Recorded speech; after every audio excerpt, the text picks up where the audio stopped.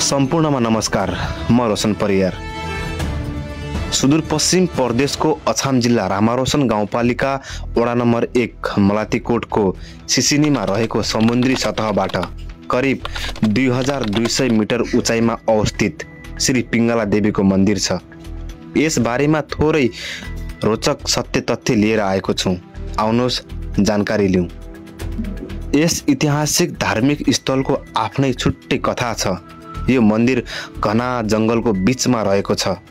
यहाँका स्थानीयहरूको भनाइ अनुसार यहाँ मागेको मन्नत पुरा हुन्छ रे। पिङ्गला देवीले मागेको वरदान पुरा गरिदिनुहुन्छन् भन्ने गरिन्छ। यस पिङ्गला देवीका रजबार श्री रङ्गबहादुर साउद हुनुहुन्छ। उहाँ नै अहिले छैटौँ पुस्ताका पुजारा हुन्। उहाँको बाजेको बाजे तिर्मल साउद आजभन्दा करिब 5औँ पुस्ता अगाडि हाल अवस्थित मन्दिरभन्दा करिब 2 किलोमिटर दक्षिणतिर पर्ने बाघफाल भन्ने ठाउँमा गोठालो गएको अवस्थामा घाँस काट्दै गर्दा 2 दाना ओखरका भेटाउनु भएछ।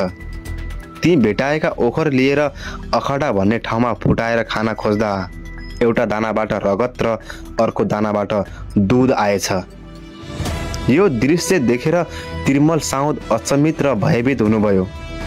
यो अचम्मको दृश्य देखेर सशङ्कित पनि हुनुभयो। तिर्मल साउद बेलुका पख भैँसी अगाडि लगाएर 9वटा घाँसका घोच्चा लिएर आफ्नो वासस्थानतिर लागे। बाटोमा हिँड्दै गर्दा घाँस एकदमै गरुङ्गो थियो र घाँस बिसाउन अघि केही हलुक्का भएको महसुस गर्नुभयो। देवी त्यही स्थानमा ओर्लिनु भएको रहेछ।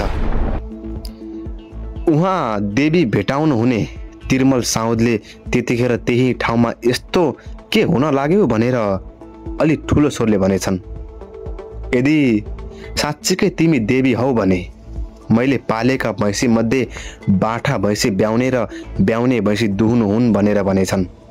रातिको समय बित्दै जाँदा उहाँले भने जस्तै भएछ। त्यसपछि उहाँलाई पुरै सत्यता हो भन्ने विश्वास लागेर आयो र त्यस स्थलमा पूजा अर्चना गर्न थाले। स्वच्छ मनले जे माग्यो त्यही पुरा हुने विश्वास अहिलेसम्म चलिआएको छ। यही धार्मिक आस्थाका कारण यहाँका बासिन्दाहरू फुलपातीका दिन त्यही ठाउँमा जागरण बसी भजन गाउँछन्। बिहानी पख नुहाएर आउँछन् र आफूले चाहेको वरदान मागे घर फिर्ता हुन्छन्। घर पुगिसकेपछि देवीलाई राँगा बोका बलि दिएर बडा दशैँ मनाइन्छ। अहिले आएर यस ठाउँमा मन्दिर स्थापना गरिएको छ। प्रचार प्रसारको एकदमै कमी रहेको छ। राज्यको ध्यान केन्द्रित गर्नको लागि यो भिडियो बनाइएको हो।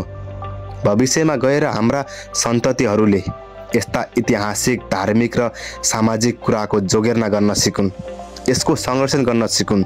भविष्यमा गएर यो ठाउँ पर्यटनको केन्द्र बनोस्।